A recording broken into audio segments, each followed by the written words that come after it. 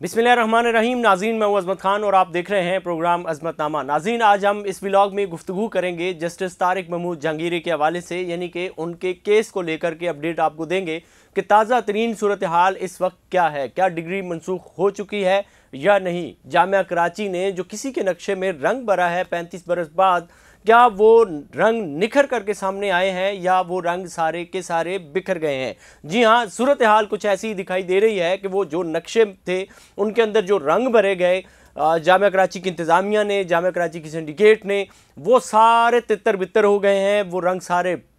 उड़ गए हैं, वो रंग सारे बिखर गए हैं, वो सारे पानी में बह गए हैं। हुआ यूँ कि गुज़िश्ता रोज़ जामिया कराची के ही एक साबिक शागिर्द हैं, इसी तरह जैसे जस्टिस तारिक महमूद जहांगीरी जो हैं वो एक शागिर्द रहे हैं जामिया कराची के किसी न किसी हवाले से, चाहे वो मुल्हिका कॉलेज के ही स्टूडेंट थे। इसी तरह ये जो वकील साहब हैं एडवोकेट ताहिर महमूद साहब, इन्होंने भी जामिया कराची की ही डिग्री ला की रखी हुई है। तो इन्होंने नहले पे दहला मारते हुए ये किया कि एक पिटीशन तैयार की और ये सीधा पहुंच गए हाई कोर्ट। और हाई कोर्ट के 2 रुकनी बेंच के सामने ये पेश हुए, जस्टिस सलाउद्दीन पंवर साहब और जस्टिस अमजद सहतो साहब। इनके सामने ये पेश हुए और इन्होंने ये इस्तदा की मुअज़्ज़ज़ अदालत से कि जनाब जामिया कराची ने 35 बरस बाद हमारी ही बरादरी के एक जज साहब को इस तरह से किया है कि उनकी डिग्री को इन्होंने मनसूख कर दिया है। और यूएफएम में उसकी एक रिपोर्ट बनाई। यूएफएम का मतलब ये होता है कि जब आप पर्चे दे रहे होते हैं, इम्तिहानात दे रहे होते हैं, तो आप इम्तिहानात के किसी भी पहलू की कोड ऑफ कंडक्ट की नफ़ी करते हैं या उसके मुखालिफ करते हैं। मतलब अगर आप नकल कर रहे होते हैं या आपको अलाउ नहीं है कि आपके पास मोबाइल होगा, आपको अलाउ नहीं है कि आप सिविल ड्रेस में जा कर के एग्ज़ाम देंगे, आपको अलाउ नहीं है कि ये वाला पेन इस्तेमाल नहीं करना है, मतलब किसी भी आप पहलू की अगर नफ़ी करते हैं, उसके अगेंस्ट जाते हैं, तो फिर यूएफएम कमेटी का कोई भी वहाँ पे जो मुम्तहिन खड़ा होता है वो आपके पेपर्स के ऊपर निशान लगा देता है।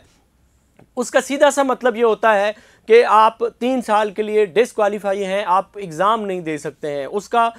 ये ज़रूरी नहीं है कि अगर वो केस आपका यूएफएम में चला गया तो आप डिसक्वालीफाई हो जाते हैं। उमूमन ये होता है और ज़्यादातर ये होता है कि आपको यूएफएम कमेटी की तरफ से कॉल आ जाती है बाद अज़ एग्ज़ाम, तो आपको बुलाया जाता है जी कि आपने ये काम क्यों किया था। आप उसमें माजरत कर लेते हैं, आप एक एप्लीकेशन लिख के दे देते हैं कि जी ये मेरी 3 साल की जो सज़ा है इसको एग्जेम्प्ट कर दिया जाए, मुझे माफ़ कर दिया जाए, मुझे अंदाज़ा नहीं था, मुझे मालूम नहीं था, कोई भी आप रीज़न दे करके अपनी जान खलासी करवा देते हैं। तो ज़ाहिर है फिर आपका जो रिज़ल्ट है वो विदहेल्ड हो चुका होता है इसकी वजह से या होना होता है, तो वो आप पे जो सज़ा लगी होती है वो ख़त्म हो जाती है। ये एक सादा सिंपल सा एक रूल है। दूसरी तरफ ये है कि ये 35 बरस बाद 35 साल गुजर गए, एक नस्ल परवान चढ़ जाती है और एक जज अपनी ड्यूटी सर अंजाम देते हुए रिटायरमेंट के बिल्कुल करीब पहुंच जाता है। फिर जनाब इंतज़ामिया को ये होश आता है कि इसकी डिग्री तो जाली है। अच्छा, डिग्री जाली होना और बात होती है और मिसकंडक्ट होना ये और बात होती है। तो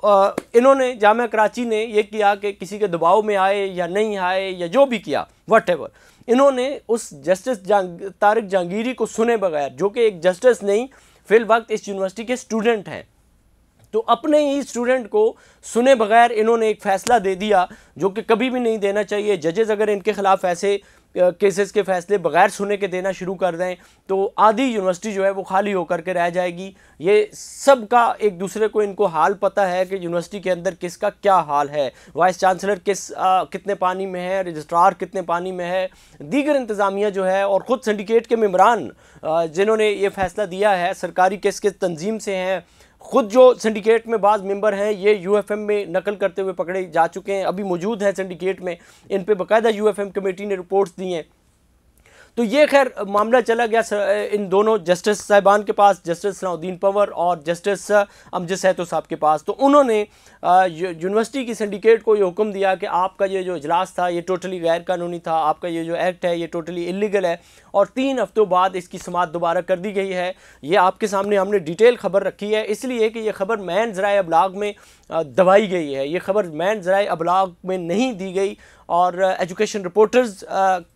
کے ہوتے ہوئے ظاہر ہے میرا یہ حق بنتا ہے بینگ ایجوکیشن رپورٹر بھی، کیونکہ کورٹ رپورٹنگ کا یہ ظاہر معاملہ ہے، لیکن میں بینگ ایجوکیشن رپورٹر یہ آپ تک یہ خبر اس لیے پہنچائی تاکہ آپ تک حقائق پہنچے۔ اب 3 ہفتے بعد جب جیسی اس کی دوبارہ سماعت ہوتی ہے، سنڈیکیٹ کے ممبران کو ہائی کورٹ میں بلایا گیا ہے، وہ آتے ہیں تو اگلا ورژن بھی آپ کے سامنے رکھیں گے کہ اب صورتحال اس کیس کے حوالے سے کیا ہے۔ اور اسلام آباد میں بھی سننے میں آیا ہے کہ وہاں بھی وکلاء کوئی کیس کرنے جا رہے ہیں، لیکن چونکہ معاملہ کراچی کا تھا اس لیے کراچی والوں نے پہل کر دی ہے۔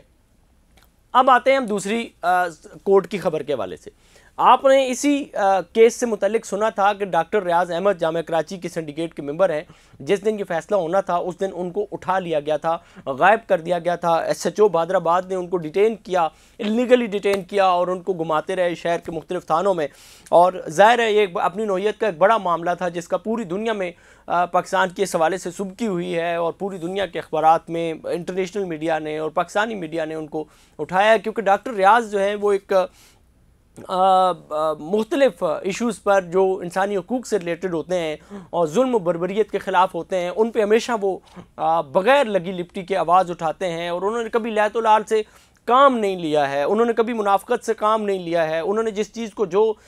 حق سمجھا، بہتر سمجھا، اس پہ ہمیشہ انہوں نے آواز اٹھائی ہے۔ اور یہی وجہ ہے کہ وہ اس وقت جامعہ کراچی کے ایک سینئر استاد ہونے کے ناطے ان سے جونیئرز جو ہیں وہ ان سے آگے جا کر کے پروفیسرز بن چکے ہیں، شعبہ جات کے چیئرپرسن بن چکے ہیں، ڈین بن چکے ہیں، لیکن ڈاکٹر ریاض اسٹل ایسوسیٹ پروفیسر کے کام کر رہے ہیں۔ اور اس کے ساتھ ساتھ یہ بھی صورتحال ہے کہ وہ ہمیشہ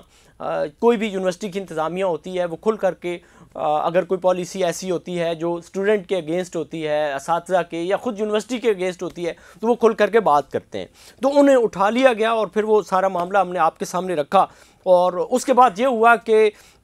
خود ایک جرنلسٹ ہیں، نوجوان ایک وکیل ہیں، شنکر سنگھ راجپوت نے